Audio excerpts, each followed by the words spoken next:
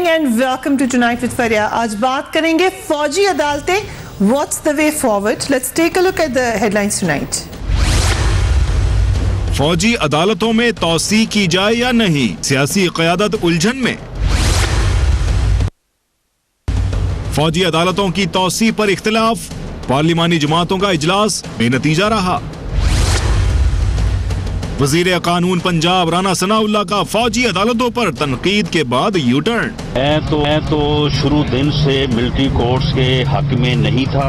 ये एक हंगामी इकदाम था, उस इकदाम का बिल्कुल फायदा हुआ। हुकूमत फौजी अदालतों पर अपना मौकिफ वाजे करे, तहरीक इंसाफ का मुतालबा। हुकूमत ये तो बताए कि कब मिलिट्री कोर्ट्स के सहारे पे चलेगी। फौजी अदालतों से दहशतगर्दी में कमी आई, आर्मी चीफ का कोर कमांडर कॉन्फ्रेंस से खिताब। फौजी अदालतों पर तनकीद करने वाले 2 साल तक अदालती निजाम की इस्लाह क्यों ना कर सके, पूछेंगे तर्जुमान वजीर आजम मुसद्दिक मलिक से। रहनुमा तहरीक इंसाफ फवाद चौधरी से और दिफाई तज्जियाकार जनरल एजाज अवान से।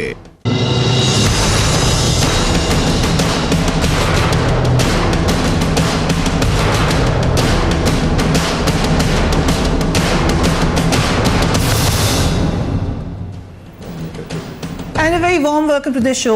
कि हमने दहशतगर्दी को ख़त्म करना है, रिजॉल्व हमारा मजबूत है। हमें नज़र आया 16 दिसंबर के वाक़े के बाद, जब ये डिसाइड कर लिया गया था APS के अटैक के बाद कि अब पूरी कौम यकजा होकर दहशतगर्दी के ख़िलाफ़ खड़ी हो जाएगी। मिलिट्री कोर्ट्स उसी एक जो वादा किया गया था कौम से, उसका हिस्सा थे। आज सवालिया निशान मिलिट्री कोर्ट्स की इस पूरी ड्यूरेशन, इसमें कितनी कामयाबी हुई, कितनी नाकामी हुई, मकसद क्या था, आगे एक्सटेंशन होगी या नहीं, से ज़्यादा अहम जो वक्त हमें नज़र आ रहा है वो ये कि हुकूमती हलकों में इसके हवाले से कन्फ्यूजन क्यों नज़र आई। क्योंकि अगर आपने दहशतगर्दी का खात्मा करना है तो रिजॉल्व के साथ साथ आपको एक बिल्कुल क्लैरिटी भी चाहिए। क्यों कह रही हूँ मैं कि कन्फ्यूजन नज़र आ रही है? Let's listen to Rana Sanaullah right है। मैं तो शुरू दिन से मिलिट्री कोर्ट्स के हक में नहीं था कि मिलिट्री कोर्ट्स जो है वो कोई हल नहीं है, और जो मिलिट्री कोर्ट्स 2 साल रही हैं उनकी कारकर्दगी भी जो है वो कोई इतनी ज़्यादा बेहतर नहीं रही। इस बयान के बाद इंफॉर्मेशन मिनिस्टर ने आकर मिलिट्री कोर्ट्स की खूब तारीफ की, और जब दोबारा राना सनाउल्लाह साहब से बात की गई तो उन्होंने क्या कहा, let's watch him once again.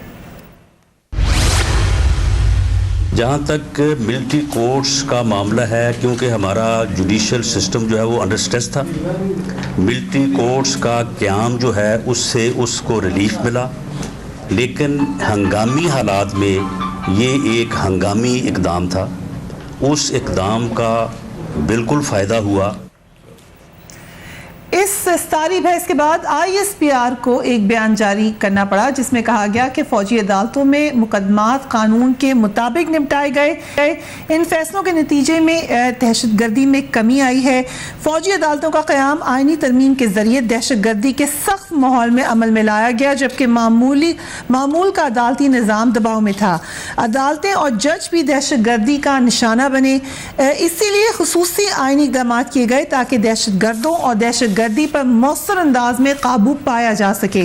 जबकि कुछ देर कबल आर्मी चीफ ने कोर कमांडर कॉन्फ्रेंस के मौके पर भी एक स्टेटमेंट दी which is again related to that. वो ये कह रहे हैं पाक फौज कौमी सलामती के हवाले से काम करने वाले तमाम इदारों की हिमायत जारी रखेगी। फौजी अदालतों के क़याम के बाद दहशतगर्दी में कमी आई। फौजी अदालतों की कारकर्दगी पर अब अगर हम एक निगाह डालें तो नज़र ये आ रहा है कि फौजी अदालतों ने 274 मुकदमात के फैसले सुनाए। 161 मुकदमात में मुजरिमों को सजाए मौत सुनाई गई। 113 मुकदमात में मुजरिमों को कैद की सज़ा हुई। अब तक 12 मुजरिमों को फांसी दी गई है। We will talk about this today. I will start with you Fawad Chaudhry साहब। सबसे पहले कुरैशी साहब ने, शाह महमूद कुरैशी साहब ने कहा कि कन्फ्यूजन का शिकार नजर आ रही है हुकूमत। देखिए, हमने आज जो बुनियादी तौर के ऊपर फैसला ये किया है कि हुकूमत को हमने ये कहा है कि 6 पॉइंट्स हमने गवर्नमेंट को दिए हैं। पहला, हमने उन्हें ये कहा है कि आप हमें मिलिट्री कोर्ट्स के ऊपर एक ब्रीफिंग दें, हमें बताएं कि मिलिट्री कोर्ट्स की कारकर्दगी क्या रही, उन्होंने क्या काम किया, क्या नहीं किया। फिर हमने उन्हें कहा कि आप हमें नेशनल एक्शन प्लान के ऊपर एक ब्रीफिंग दें। इसी के साथ एंटी टेररिज्म कोर्ट्स के ऊपर एक ब्रीफिंग दें कि वो काम क्यों नहीं कर पा रही और जो फंक्शनैलिटी है उनकी वो क्यों नहीं है। एक ओवरऑल सिक्योरिटी के ऊपर हमें बताएं कि इससे क्या बेहतरी आई है। और फिर जो वादा किया गया था, आपको याद होगा कि जब मिलिट्री कोर्ट्स बनाई गई थी तो ये वादा, ये एक बहुत बड़ा स्टेप है। कोई जमहूरी मुल्क जो है वो एक मिलिट्री कोर्ट्स नहीं बनाता जब आइन के साथ। तो जब आपने इतनी बड़ी डाइवर्जन की थी और एक कैंसर का इलाज के लिए हमने एक फौरी जो स्ट्राइड्स हैं वो इस्तेमाल किए थे इस उम्मीद के साथ कि बेहतरी आएगी। एक तो ये है कि हमें बताया जाए, और इस वादे के साथ किया था कि 2 साल के अरसे में हम जो रिफॉर्म्स हैं, जुडिशल रिफॉर्म्स हैं वो करेंगे, एंटी टेररिज्म कोर्ट्स रिफॉर्म्स करेंगे। उसका हमें बताया जाए कि आपने अब तक क्या किया है। 17 तारीख को अब ये दोबारा मीटिंग जो है वो पार्लिमानी पार्टी की जो है वो इसमें जो कमेटी है अपोजिशन की और गवर्नमेंट की, उनको रखा गया है। 17 तारीख को हमने हुकूमत से ये मुतालबा किया है कि वो इन मामलात के ऊपर हमें ये मामलात के ऊपर ब्रीफ दे, उसके बाद हम अपना पॉइंट ऑफ व्यू जो है वो हुकूमत के सामने। I'll come to you, Malik साहब, let me bring in the armies perspective अगर हम इसमें देखें, क्योंकि रिकमेंडेशन मोस्ट प्रॉब्ली मिलिट्री की तरफ से ही आई थी, मसला भी सबसे ज़्यादा उधर ही था और फोर्स फ्रंट पे भी वही है। क्या हेल्पफुल रहा है मिलिट्री कोर्ट्स का दौर दहशतगर्दी को कम करने के लिए? मेरे ख्याल में पहले अगर हम ये देखें कि क्या एक्स्ट्रा ऑर्डिनरी एनवायरनमेंट थे जिनके तहत हुकूमत वक्त ने और इलेक्टेड रिप्रेजेंटेटिव्स ने ये ज़रूरी समझा कि हमें आइन में तरमीम करके इन अदालतों का क़याम करना चाहिए। अगर वो प्रेशर जो अदालतों पर, जिसके अभी राना सनाउल्लाह साहब भी बात कर रहे थे और जो ISPR ने भी अपने स्टेटमेंट में कहा, अगर वो प्रेशर अदालतों से हट चुका है, अगर सिचुएशन नॉर्मलाइज हो गई है और वो जो ऑब्जेक्टिव्स अचीव करने थे वो हमने कर लिए हैं, तो यकीनन एक तो ये देखिए कि दहशतगर्दी के वाक़यात में कमी आई। फिर जो केसेस आर्मी की 11 मिलिट्री कोर्ट्स बनी थी, उनको जो केसेस दिए गए उन्होंने उसका फैसला सुनाया और बर वक्त सुनाया, और वो फैसला इस कदर कानूनी था कि कोई भी केस, कोई भी फैसला सुपीरियर अदालतों ने जहां अपील की गई वहां से टर्न डाउन नहीं हुआ। हमारी अदालतों ने, अदालत आलिया में जहां भी उन्होंने अपील की, हाई कोर्ट में और सुप्रीम कोर्ट में, कोई टर्न डाउन नहीं हुआ। तो जब ये सारा कुछ हुआ है, ड्यू प्रोसेस फॉलो किया गया है, तो मेरे ख्याल में जो एंड्स अचीव करने थे, अगर हुकूमत वक्त आज समझती है कि वो अचीव हो चुके हैं और मजीद ज़रूरत नहीं है तो ना बनाए। उस वक्त ज़रूरत समझी गई थी और इस असेंबली ने 21st अमेंडमेंट पास की और एक रिस्पॉन्सिबिलिटी आर्मी को दी। तो मेरे ख्याल में इसमें कोई ऐसी वो अभाम वाली बात नहीं है या कोई ऐसी वो झगड़े वाली बात नहीं है। Political parties, yes, they have their own view point. PTI का एक व्यू पॉइंट है, नून का दूसरा है, पीपल्स पार्टी का शायद तीसरा हो, जो हमारी इस्लामी जमातें हैं, मजहबी जमातें हैं, उनका एक और व्यू पॉइंट होगा। तो ये इख्तलाफात तो सियासत में होते रहते हैं, लेकिन मेरे ख्याल में ऑब्जेक्टिव्स अचीव हुए हैं, दहशतगर्दी में कमी आई है और एक कॉशन पोज हुआ है लोगों पे, ये जो दहशतगर्द है उन पर, कि ये काम हमने नहीं करना। और इसी की वजह से आज हम देख रहे हैं कि मुल्क में अमन और अमान की सूरत हाल बेहतर है। राइट, मुसद्दिक मलिक साहब, पहले तो राना सनाउल्लाह साहब की जाती कंफ्यूजन है या ये हुकूमती कंफ्यूजन है? नहीं, हुकूमत तो बिल्कुल बिल्कुल कोई कंफ्यूजन नहीं है। मैं आपको बल्कि बिल्कुल साफ तरीके से बताना चाहता हूँ। हम ये समझते हैं कि गैर मामूली हालात थे, उन गैर मामूली हालात को मद्देनज़र रखते हुए ये कोर्ट्स बनाए गए। हमारे ख्याल में ये कोर्ट्स जो हैं बड़े इफ़ेक्टिव रहे और उन्होंने अपना काम जो है बखूबी सर अंजाम दिया। और अब हम समझते हैं कि 2 साल की सनसेट क्लॉज थी और उसको मद्देनज़र रखते हुए हम दोबारा उस जंक्चर पे पहुंच गए हैं जहां पर दोबारा हमें पार्लियामेंट के अंदर ये बात लेकर जानी है। और आज तो हमें ऐसा लगा कि फवाद चौधरी साहब ने हमारी पार्टी ज्वाइन कर ली, हमारे मुंह की बात छीन ली। और हम भी, आपको ऐसा लगा? जी, हमें, मुझे तो रोज़ लगता है, इन्हें नहीं लगता। मगर असल बात यह है कि हम भी यही चाह रहे हैं कि ये बात पार्लियामेंट में जाए और हम वहाँ पे कारकर्दगी जो है वो पेश करें फौजी अदालतों की, ताकि जो तमाम इबहम जो यहाँ वहाँ की बातें हो रही हैं कि कोई कन्फ्यूजन है, ये ख़त्म हो। और फिर तमाम सियासी जमातें वहाँ पे मिल बैठ के सर जोड़ के बैठें और फैसला करें कि इस वक्त जो हालात हैं, देखिए हालात तो बेहतर हुए हैं ना, क्योंकि पहले 2020 के करीब थे दहशतगर्दी के वाक़यात, अब इन तमाम अदालतों के और नेशनल एक्शन प्लान की इम्प्लीमेंटेशन के बाद वो 750 रह गए हैं। उनमें से भी जो जानलेवा हैं बहुत ज़्यादा बड़े पैमाने पे वो तकरीबन 450 हैं। तो बेहतरी तो आई है, मगर 450 जो हैं ये 450 बहुत ज़्यादा हैं, यानी दे 452 मैनी, ये तो हमने ज़ीरो पर लेकर आने हैं। तो अब ये तमाम सियासी जमातें हुकूमत के साथ मिल के सर जोड़ के बैठेंगी और इसका ऑडिट करेंगी और फिर फैसला करेंगी कि इसको हमने आगे किस तरीक़ाकार से लेकर जाना है। ठीक है, हम एक ब्रेक लेंगे, उसके बाद कुछ बातें जो माजी में की गई मिलिट्री कोर्ट्स के हवाले से we will have a look at that after break. Keep watching Times fair.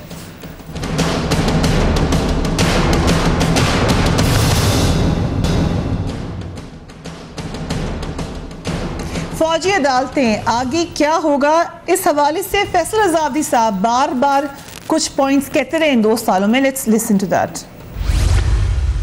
Military code जो आपने 21वीं तरमीम लगाई है, 1 साल उसमें बच गया, 11 महीने बच गए हैं, आप 11 महीने कम से कम वेल तो करें। अगर नहीं होगा हमें एक नया तजर्बा करने में क्या हर्ज है, शायद उस तजर्बे से कोई बेहतरी आ जाए। तो अगर आप मिलिट्री कोड चला लेंगे 1 साल के लिए, अगर अच्छा नहीं लगे तो उसको कंटिन्यू नहीं कीजिएगा, वो तो वैसे ही 5 जनवरी 2017 को ऑटोमेटिक खत्म हो जाएगी। ये कहने में कोई बेजा ना होगा कि सियासतदान जीत गए, सियासी सोच जीत गई। पाकिस्तान के अंदर इंसाफ हासिल करने और इंसाफ के तलबगार लोगों की सोच हार गई और ये उन्हीं अदालतों में जाके खड़े हो गए। दर हकीकत इनको ये कम से कम अब 7 महीने गुजारने हैं। जनरल राहिल शरीफ की रिटायरमेंट के साथ ही इनके चेहरों पे जो गुलाबी रंग आएगा वो आप भी देखेंगे और मैं भी देखूंगा। क्या मिलिट्री कोर्ट्स का ताल्लुक मिलिट्री लीडरशिप से भी था या नहीं? Irrespective of that. देखिए, पहली बात तो यह है कि ये जो बात हम कर रहे हैं ना कि टेररिज्म में कमी आई है, इसमें तो कोई शुबा नहीं कि कमी आई है, लेकिन उसकी वजह मिलिट्री कोर्ट्स थी मेरे ख्याल में नहीं। उसकी वजह यह है कि अगर आप देखें तो 274 केसेस मिलिट्री कोर्ट को रेफर हुए थे और 161 केसेस में जो है वो उसमें उन्होंने सजाएं सुनाई, डेथ सेंटेंस से 12 एग्जीक्यूशंस हुई हैं टोटल मिलिट्री कोर्ट की। But we need a strong, नहीं, लेकिन आप मेरा पॉइंट सुन, चाहे मिलिट्री कोर्ट से आए चाहे आम कोर्ट से आए, अगर आप जो पहली बात तो यह है जो दहशतगर्दी में कमी आई है वो ज़रबे अज़ब से कमी आई है, जो बहुत ही इफेक्टिव ऑपरेशन लॉन्च किए। चौधरी साहब, यहाँ लग ये रहा है कि आप कोर्ट्स की इफेक्टिवनेस से समझ रहे हैं जो अहम नहीं है, चाहे मिलिट्री कोर्ट हो या दूसरे कोर्ट हो, दहशतगर्दी नहीं। आप जरा मेरा जरा पॉइंट आप पूरा समझ जाएंगे ना, पॉइंट फिर आपको समझ आए। एक है जस्टिस सिस्टम और एक है आपका मिलिट्री ऑपरेशन। जो असल कामयाबियां आपको हुई हैं वो मिलिट्री ऑपरेशन में हुई हैं। जो अल्लाह के फजल से काम हमने हुकूमत के ऊपर छोड़ा है, एक्सट्रीमिज्म के खात्मे का, जुडिशल सिस्टम को रिफॉर्म करने का, एक धेले का काम नहीं हुआ। मिसाल के तौर के ऊपर आप यहाँ पे मिलिट्री कोर्ट्स के साथ प्रॉब्लम क्या, अगर आप जजमेंट भी देखें जो सुप्रीम कोर्ट ने वैलिडेट किया है, मसलन अगर अभी ये कर भी देगी हुकूमत तो सुप्रीम कोर्ट कॉन्स्टिट्यूशनल अमेंडमेंट को भी नहीं मानेगी। 21st अमेंडमेंट को 6(5) में उन्होंने कहा हम ये बड़ी जो है वो बिटर पिल हम सवालों कर रहे हैं, इसको हम दोबारा अलाउ नहीं करेंगे, क्योंकि देखें ये आइन के बुनियादी ढांचे ही के खिलाफ है कि आप एक पैरेलल जुडिशियल सिस्टम बनाएं जो कि चले। आपके पास हल क्या था? आपके पास हल ये था कि आप जो एंटी टेररिज्म लॉ है उसको कंसोलिडेट करते और उसके मुताबिक जो है वो अपने आप काम करते। एक धेले का काम उसमें नहीं हुआ। जुडिशियल रिफॉर्म्स के ऊपर 1 टके का काम नहीं हुआ। एक्सट्रीमिज्म में आप देखें 4 ब्लॉगर्स जो है, ये जो ब्लॉगर जो लिबरल ब्लॉगर्स थे उनको पिक कर लिया गया है। यहाँ पे कुफर के फतवे अपनी ओरिजिनल आईडी से लोग देते हैं, एक उनको जरूरत नहीं है किसी के पकड़ने की। जहां जहां मिलिट्री जो है वो हुकूमत के ऊपर काम छोड़ रही है वहां पर एक धेला आगे नहीं जा रहा, जिसकी वजह से ये फीलिंग आती है बार बार अनफॉर्चुनेट कि फौज ही है, कुछ करे तो करे, बाकी तो कोई यहाँ पे कुछ है नहीं। ये फीलिंग जो है ये पाकिस्तान के जमहूरी सिस्टम के लिए सही नहीं है। वो कम टू दैट, लेकिन पीटीआई का स्टांस को इतना क्लियर नहीं है। सेनेटर अजहर अब्बानी 2 साल पहले भी तकरीर कर रहे थे कि ये गलत है, आज फिर पीपल्स पार्टी उसके खिलाफ है। But PTI is somewhere in the middle. पहली हम इसलिए प्रॉब्लम है कि एक तरफ वो बातें हैं जो आप कर रही हैं जो बड़ी वैलिड बातें हैं कि जब तक एक इफेक्टिव कोर्ट सिस्टम नहीं होगा आप क्या करेंगे। दूसरी तरफ प्रॉब्लम ये है कि आपका ये जो मिलिट्री कोर्ट्स है ये एक पैरेलल जुडिशियल सिस्टम के तौर पे हमें एक्सेप्ट करना बिल्कुल नहीं चाहिए। हम 2 इंतहाओं के दरमियान है ना। अब इशू ये है कि हम ये चाहते हैं कि बेहतर तरीका ये है, एहसन तरीका ये था कि हुकूमत 2 साल साल में जुडिशियल रिफॉर्म्स लेकर आती, एंटी टेररिज्म रिफॉर्म्स लेकर आती। अब इन्होंने कुछ नहीं किया। अब 2 साल बाद आके फिर ये जो है ये चाह रहे हैं कि अपोजिशन के गले में हर चीज डाल दे और खुद इनको कुछ ना करना पड़े। Welcome to reforms, but general साहब, एक ज़रब-ए-अज़्ब हो या कोई भी फौजी ऑपरेशन हो, क्योंकि मैं जिन जिन इलाकों में गई हूँ जहाँ पे लड़े थे हमारे फौजी भाई, हर किसी ने इस बात का किया एतराफ़ कि कोर्ट्स छोड़ देती हैं, हम पकड़ के देते हैं, कोर्ट से छूट के जाते हैं। कहीं मुझे कहीं भी कोई मुतमईन नज़र नहीं आया था। ये एक जनरल फीलिंग, मेरी अपनी ऑब्जर्वेशन है based on where I have reported from. कितना अहम है एक आपकी ऑब्जर्वेशन बिल्कुल दुरुस्त है और इस तरह की फीलिंग्स है, रही है और बेजा भी नहीं है। देखिए, मिलिट्री ऑपरेशंस की एक रिक्वायरमेंट होती है। मिलिट्री ऑपरेशन दहशतगर्दी को फाइट करने का एक तरीका है, लेकिन जो मिलिट्री ऑपरेशन जिसको जुडिशियल बैकिंग ना हो और जिधर गवर्नमेंट डेवलपमेंटल वर्क्स करके उन वुंड्स को हील ना करे और मजीद दहशतगर्द पैदा होने के इस प्रोसेस को ना रोके थ्रू रिफॉर्म्स, जुडिशियल रिफॉर्म्स हो, मदरसा रिफॉर्म्स हो या कुछ और, जो जितनी रिफॉर्म ज़रूरी हैं, जब ये तीनों पैरेलल चलेंगे, तीनों एक दूसरे को रीइंफोर्स करेंगे, तो फिर तो हम इस दहशतगर्दी के अफरीद पे काबू पा सकेंगे और हम कहेंगे कि इन मिलिट्री ऑपरेशन हतमी तौर पर कामयाब हुए। लेकिन अगर ज़रब-ए-अज़्ब की कामयाबियां हैं, जो लोग जिंदा पकड़े गए हैं, जो दहशतगर्द जिंदा पकड़े गए जिन्होंने सरेंडर किया या रेड्स में हाथ में आ गए, अब उनको अगर आज आप छोड़ते हैं तो फिर उसकी रिपरकशंस होंगी। अगर आप उनको अनलिमिटेड पीरियड में जेलों में भी नहीं डाल सकते बगैर ट्रायल के, जो कोर्ट्स के ऊपर इस वक्त बर्डन एग्जिस्ट करता है और जो विटनेसेस खौफजदा हैं। अब हमारे मुल्क में, मैंने सवात में ऑपरेशन लीड किया है, वहाँ पे जो हमें डिफ़िकल्टी पेश आई, क्योंकि मैंने एक डिवीज़न को रिप्लेस किया था उनके 13-14 माह के ऑपरेशन के बाद, तो वहाँ जो लोग ये दहशतगर्द रिलीव होके वापस गए, तो वहाँ यही लोग कहते थे कि आप और ये मिले हुए हैं, ये पकड़ते हैं और फिर इनको छोड़ के वापस भेज देते हैं, तो आप ऑपरेशन करने क्यों आए? They had no trust in they doubted the sincerity and purposefulness of this operations and Pakistan army को। तो इसमें यह जरूरी है कि जो दहशतगर्द गिरफ्तार हों वो कानून को फेस करें। हाँ, अगर हमारी नामल अदालतें, इनसे फर्क पड़ा क्योंकि डेफिनेटली नहीं फर्क देखें आप, ये जो 161 आदमी में से 12 एग्जीक्यूट हुए हैं, बाकियों को सजाए मौत हो चुकी है, तो ये मैसेज जाता है और वो टेररिस्ट टू बी जो हैं या जिन्होंने आइंदा फोर्सेस के खिलाफ लड़ना है या मुल्क के अंदर दहशतगर्दी करनी है, वो 10 दफा सोचेंगे कि इनका अंजाम क्या हुआ। यही से सवाल है मुसद्दिक मलिक साहब, तमाम आपने इल्जामात सुन लिए हैं फवाद चौधरी साहब के, लेकिन यही निज़ाम चाहे 2 साल के लिए था, उस वक्त भी आपने कहा था कि हम आफ्टर 2 ईयर्स अपना निज़ाम बेहतर बना लेंगे। क्या किया हमने निज़ाम बेहतर बनाने के लिए? देखिए, एक तो थोड़ा सा मुझे भाई की मैंने तारीफ कर दी, तो उसने कहा तारीफ़ करने का मतलब है कि अब भरपूर जो है मुकदमा दायर किया जाए, वरना तो ये रेजोनेट करना शुरू कर देगी कि एक दूसरे की तारीफ़ कर रहे हैं। मैं तो मुंतज़िर हूँ इनकी तारीफ़ का, लेकिन मैं तो इनके बार बार तारीफ़ करता रहूँगा, इनका मोतरफ़ हूँ मैं। और सोशल मीडिया से डर के उन्होंने मुझे नहीं, वो एक खौफ, एक सरायत किया एकदम, जिसकी वजह से इन्होंने एकदम हमला किया, वरना पहले तो इनके तेवर अच्छे खासे थे, हम अग्री कर रहे थे, लेकिन उन्होंने कहा नहीं ये कैसे हो सकता है। दूसरी जो इन्होंने ख्वाहिश, जो चीज़ बार बार ये कहते हैं ना कि असल में ये फ़ौज है, असल में ये फ़ौज है, ये भाई की ख्वाहिश है। क्योंकि इनके अलावा इनके सरबराह भी जो हैं वो बार बार इस ख्वाहिश का इजहार कर चुके हैं। ये सिर्फ खुद नहीं करे, क्योंकि अब ये स्पोक्स पर्सन बन गए, अपनी ज़ाती हैसियत में शायद ये बात ना कहें, लेकिन चूंकि अब ये स्पोक्स पर्सन है तो जो पार्टी का व्यू पॉइंट है नहीं, आपका पॉइंट ऑफ व्यू ये है, सही है। मैं तो ज़ाती हैसियत में यही बात करेंगे अल्हम्दुलिल्लाह, जरूर, तभी शायद इसी वजह से बनाया हो। अरे आने तो देना मुझे, बात तो कर, आ रहा हूँ आहिस्ता आहिस्ता, मैं वक्त, मुझे भी तो वक्त दीजिए, ठीक है, इस तरह मुझे वक्त कम मिलेगा। अच्छा, तीसरी बात यह है कि जो हमें कामयाबियां हुई हैं, इसके अंदर तो फौज का बहुत बड़ा हाथ है, मगर फौज किसकी है? पाकिस्तान की, किसी और मुल्क की तो नहीं है। किस चीज़ में काम करती है? आइन के तहत काम करती है, हुकूमत के साथ काम करती है। इसका मतलब है हुकूमत की शक्ल और फौज की शक्ल एक है, और कोई भी जो इस शक्ल के अंदर दरार डालने की कोशिश करेगा वो इस चेहरे को बदनमा बनाएगा। तो इस चेहरे को बदनुमा ना बनाइए। ये पाकिस्तान की रियासत की फ़ौज है, ये पाकिस्तान के आइन और कानून के मुताबिक चलती है, ये हुकूमत की, रियासत की, अवाम के तमाम मकासद की अलमबरदार है। इस तफरीक में मत पड़िए। एग्जैक्टली।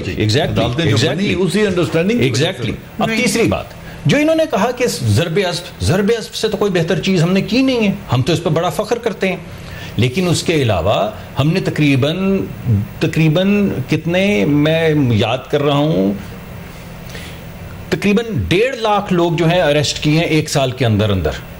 ये वो है कोम्बिंग ऑपरेशन, तकरीबन 22 लाख कोम्बिंग ऑपरेशन किए गए, जिसके अंदर से 90% ऑपरेशन जो हैं वो फौज के अलावा हमारी जो इंटेलिजेंस एजेंसीज और जो पुलिस है उनने किए। 15,000, मैं आ रहा हूँ वहाँ पे 15,000, क्योंकि उन्होंने एक मुकदमा दायर किया ना, मुकदमा तो पूरा करने दें।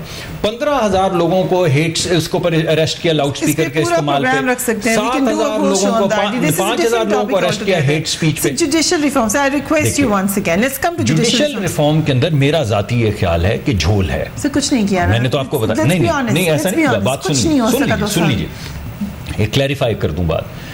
लॉ एंड ऑर्डर के जो कानून साजी का अमल है वो 18वीं तरमीम के बाद जा चुका है सूबों को, ठीक, कुछ हमने करनी थी उसमें झोल है, कुछ लॉ इन्फोर्समेंट के हवाले से सूबों ने करनी थी जिसके अंदर झोल है।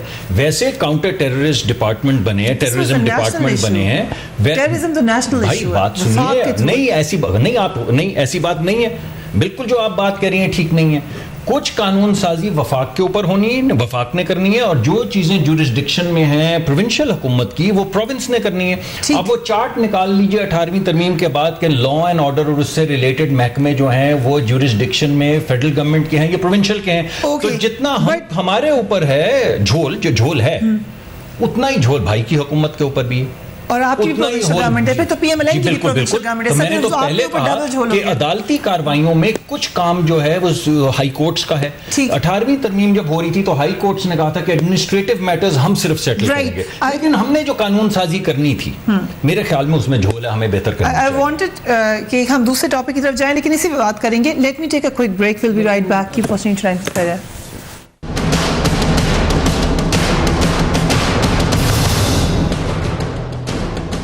And welcome back. फौजी अदालतों के हवाले से मुस्तकबिल में अब क्या होना चाहिए फवाद चौधरी साहब, आपकी पार्टी का स्टांस? देखिए, पहली बात तो ये है कि जब मुसद्दक मलिक साहब जो है बड़ी ही सलीस उर्दू में जब ये कहते हैं कि असल में फ़ौज और ये बिल्कुल एक ही है, तो पिछले 3 साल की बातें अभी समझते हैं कि या तो लोगों को याद नहीं है या फिर सारे लोग जो हैं बेवकूफ़ हैं। तो और ये भी कहना कि ज़रब-ए-अज़ब हुकूमत ने शुरू किया था और फ़ौज ने नहीं किया, मतलब आप अंदाज़ा लगाए कि फ़ौज तो उस वक़्त हुकूमत जो है वो जब कराची के एयरपोर्ट के ऊपर हमला हुआ था तो फौज ने ऑपरेशन ज़रब-ए-अज़ब शुरू करके हुकूमत को बताया था कि हमने शुरू कर दिया, आप रोते रहे बैठ के, जिस तरीके से उस वक्त चौधरी निसार साहब और ये सारा मामला चल रहा था। दूसरी बात ये है कि ये जो मिलिट्री कोर्ट्स का जनरल जहाज अवान साहब कह रहे हैं ना, प्रॉब्लम क्या होता है, देखें 100% कन्विक्शंस जो है ना मिलिट्री कोर्ट्स में वो कन्फेशंस के ऊपर है, एक भी एविडेंस के ऊपर नहीं है। अब जैसे कराची में ताहिर लंबा का इंटरव्यू आ गया कि जी रॉ का एजेंट है, फिर फलाना पकड़े गए, फिर आप देखें टैंकी से इतना बड़ा असला निकल आया, सब ने टीवियों पे आके कह दिया कि ये हमने किया है, हम ही है। होता यह है कि कन्फेशंस के साथ बहुत बड़ा एक डेंजर, एक बड़ा खतरा है। मिसाल के तौर के ऊपर इनका दिल हो कल मिलिट्री कोर्ट्स में ये भेज दे मुझे और कहे कि जनाब ये अपना लाहौर की सारी दहशतगर्दी तुम करते हो, तो मुझे 2 छितर पड़ेंगे, मैं मान जाऊंगा जी मैं ही करता हूं। जो टॉर्चर का प्रॉब्लम है ना, जो कन्फेशंस और टॉर्चर, ये एक इसके साथ आता है इस तरह के निज़ाम में, और जब इस तरह के निज़ाम के साथ फिर सही सच नहीं आता। जब आप कहते हैं ना वो कि गेहूं भी जो है वो पिस जाता है उसमें। So you're saying कि आम जो हमारा सिस्टम था वो ठीक काम कर रहा था, ऑफिसर ठीक नहीं काम कर रहा, लेकिन मैं सिर्फ ये कह रहा हूं कि सोल्यूशन इज कि आप अपने सिस्टम्स को बेहतर करें। सोल्यूशन इज नॉट कि आप एक्स्ट्रा जुडिशियल किलिंग के लिए एक इदारे बना दें और आप ये फैसला कर लें कि बट कंसीडरिंग कि हमने 2 साल में कुछ काम नहीं किया यार, तो इसमें किसका कसूर है? अच्छा आप डिटरमिन करें ये कसूर किसका, हम क्या दहशतगर्दी को दोबारा बढ़ाने? आप मुझे बताएं, आप बताएं पहले कि 2 साल में कसूर किसका, किसने नहीं किया। दूसरी बात यह है कि चूंकि मलिक साहब जो है वो वकील नहीं है तो इनको मैं कंसेशन देता हूं। Anti terrorism law, penal code, CRPC सारे वफाकी कवानीन है। इनमें कोई भी सूबे ने कुछ नहीं करना था। सूबों ने सिर्फ अपनी पुलिस फोर्स एक्टिवेट, कोर्ट्स को जो रिफॉर्म करने का मामला है वफाकी मामला है। पुलिस में देखें इन्होंने billions and billions of rupees खर्च किए हैं, और कोई इनके सिंध की पुलिस का हाल देख ले, पंजाब में KP की पुलिस इस वक्त सबसे बेहतर पुलिस समझी जाती है। उसको आप वैसे फैशनेबली तौर के ऊपर डिस्कार्ड कर दे तो अलग बात है, लेकिन मेरी अर्ज ये होगी कि हम ये जो टेम्परेरी मेजर्स हैं इनको मुस्तकिल करने का ना सोचें, जो मुस्तकिल मेजर्स हैं उनको इंप्रूव करने का सोचें, ये हमें करना चाहिए। Sir what do you think is the way forward? अब अगर हम ये तो पार्लियामेंट डिसाइड करेगी मिलिट्री कोर्ट्स के हवाले से, लेकिन ऑपरेशनल पॉइंट ऑफ व्यू से दहशतगर्दी की जंग में अभी क्या सोल्यूशन नजर आ रहा है आपको? देखिए, एक है डिस्कशन या डिबेट जो हम इंटेलेक्चुअल प्लेन पे कर रहे हैं। किसी भी मुल्क में एक परमानेंट जो लॉ है, जो कवानीन है और एक अदालती निज़ाम है, अगर वो फॉल हो और एफिशिएंट हो तो वही लॉन्गर लास्टिंग है। ये जो एडहॉक मेजर्स हैं या ये जो टेम्परेरी मेजर्स हैं, ये लास्टिंग सोल्यूशन नहीं होता, इसमें तो कोई डिबेट नहीं है।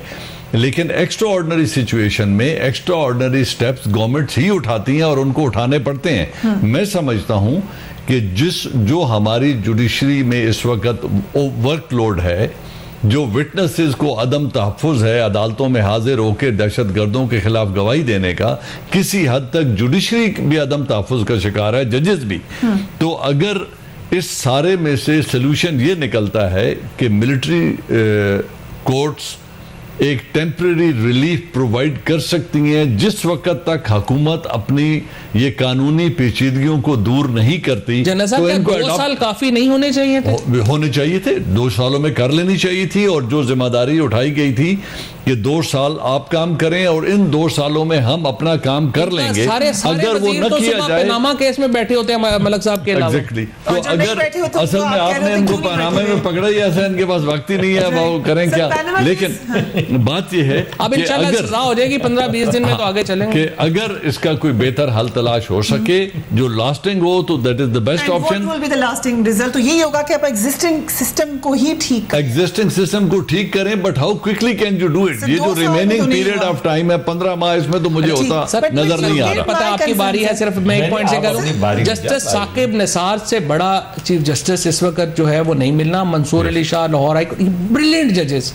मुझे यकीन है अगर हुकूमत इनसे भी पूछ ले, इन चीफ जस्टिस से पूछ ले कि क्या सोल्यूशन आप तजवीज करते हैं, क्या हम अदालती निजाम को किस तरह से बेहतर कर सकते हैं। बहुत बड़े जजेस। मेरा कंसर्न ये है कि हम एक भी वाकये को अगर रोक सकें तो रोकें। क्या हम इस बात के मुतहम्मिल हो सकते हैं कि हम इसको भी जो एडहॉक सोल्यूशन था जनरल साहब के मुताबिक वो भी खत्म कर दें, और एग्जिस्टिंग सिस्टम को हमने कोई ठीक नहीं किया? नहीं, देखिए फरिया, पहली बात तो मैंने आपसे पहले भी बताई है कि हम समझते हैं कि उस वक्त गैर मामूली हालात थे और ये सही फैसला था, और ये पार्लियामेंट ने फैसला लिया, और पार्लियामेंट ने बड़ी मुश्किल से ये फैसला किया, किसी ने आसानी और खुशी से ये फैसला नहीं किया। तो ये बात बड़ी वाज़ेह होनी चाहिए। अब वक्त आ गया है 2 साल के बाद कि हम देखें कि इनकी कारकर्दगी कैसी रही, हमें क्या कामयाबियां नसीब हुई, हमारी इस वक्त सिचुएशन क्या है, क्या हमें इस ड्रैकोनियन मेजर, बिकॉज ये है ड्रैकोनियन मेजर की जरूरत है या नहीं है। ये ग्लेयरिंग क्वेश्चन रिमेन्स कि हम जुडिशियल सिस्टम को ठीक करने पे क्यों नहीं आए? देखिए, कुछ जिम्मेदारी, जैसे मैंने आपसे कहा, कुछ जिम्मेदारी जो है वो अदालतों की है, क्योंकि अदालतों ने कुछ जिम्मेदारी अपने सर ली हुई है। 18वीं तरमीम के बाद जो हाई कोर्ट है वो नीचे की तमाम अदालतें जो हैं उनके ऊपर रिफॉर्म का काम करता है और एडमिनिस्ट्रेटिव काम करता है। मैं एग्री करता हूं कि जो कानून साजी का अमल है वो बेहतर होना चाहिए, उसमें झोल है। उसमें कुछ मैं भाई को दरख्वास्त भी करूंगा फवाद साहब को कि इनकी पार्टी ज़रा तशरीफ़ लाए, ज़्यादा आया करे पार्लियामेंट के अंदर, और कानून साजी के अमल को आगे बढ़ाए। ये सड़कों के ऊपर नहीं चले, कोई बात नहीं, मगर सड़कों के ऊपर जो ये 8 महीने, that is therefore मैं आपको कह रहा था ना कि अल्टीमेटली मलिक साहब की हुकूमत का दिल होगा कि मिलिट्री कोर्ट में भेज दें। ये देखिए, एक चीज देखिए, मलिक साहब बड़ी खूबसूरती से इसको बार बार हल्का करने के लिए, ग्रेविटी कम करने के लिए लफ्ज झोल इस्तेमाल कर रहे हैं। I would say it is neglect. तो 2 सालों में पार्लियामान ने इसको वो करना चाहिए। आप तीनों ने मिलकर ये फैसला किया कि आज इसको बात नहीं करने देनी नहीं, मैंने बात शुरू की, आपने काटा और आपने उसके बाद एंडोर्स किया कि सही काटा है इसको, इसकी बात सुनने का क्या फायदा। इसको तो हमने वैसे ही लुक्स की वजह से बुलाया हुआ था, बात सुनने को थोड़ी बुलाया था। आप बताएंगे कि ये क्रिमिनल निग्लेक्ट क्यों हुआ? मैंने आपको जो बताई है बात, एक बात यह है कि हमारी जो बिलखसूस जो नई कुछ जमातें हैं जो कि कानून साजी के अमल में नहीं आती, जो कि पार्लियामेंट के अंदर तशरीफ नहीं लाती, बल्कि पार्लियामेंट के बाहर बैठ के पथराव की, घेराव की और कंटेनर की सियासत करती हैं और अब भी कर रही हैं। इनके अपने कवानीन बनने वाले हैं जिनमें इससे कुछ नहीं बनाया। पार्लियामेंट के अंदर इन्होंने कई मरतबा आके धावा बोला और पार्लियामेंट के अंदर भी आने की बात, जब जरा पार्लियामेंट्री को काम शुरू होता है बाइकआउट करके चले जाते हैं। लेकिन इसके बावजूद मैं समझता हूं कि हमें ज़्यादा मौसर कानून साजी करनी चाहिए। अभी भी वक्त नहीं गुजरा है, हमारे पास 18 महीने हैं, ये आए तशरीफ लाएं, हम सारे मिलकर कानून साजी करते हैं और सिचुएशन को बेहतर और आखिर की तरफ लेके। देखिए हम तो ये 17 तारीख को फैसला करेंगे जब ये रिपोर्ट जो 6 सवाल है हमारे उनका जवाब आएगा तो उसके बाद हम समझते हैं ये फैसला पार्लियामेंट करेगी, कोई इसके अलावा मजाज नहीं इस फैसले। आई थिंक पार्लियामेंट ही मजाज है जिनको करना चाहिए। और मैं एक चीज कह दूं कि फौज ये कौमी फरीजा समझ के ये एडेड बर्डन उठा लेती है। They are not fond of doing it. वो सिर्फ चाहते ये हैं कि ऑपरेशन हम कर रहे हैं, अपना अपना बोझ खुद उठाएं, हमें जुडिशियल बैकिंग दें और डेवलपमेंटल वर्क करें ताकि हम इन ऑपरेशंस को हतमी और कंक्लूसिव बना सकें। That is what army desire. सबकी ख्वाहिश भी यही है क्योंकि ज़रबे-अज़्ज़ जैसा कि हम जानते हैं कामयाबी से किया गया, लेकिन लॉन्ग टर्म सोल्यूशन यही है कि आप अपने इदारों को मजबूत कर दें। अनफॉर्चुनेटली उस हवाले से हमें कोई ज़्यादा काविश नजर नहीं आई पिछले 2 साल में। क्या आगे ऐसा होगा? We will raise this question in another show. अपने हवालों का ख्याल रखिए। अल्लाह हाफिज़।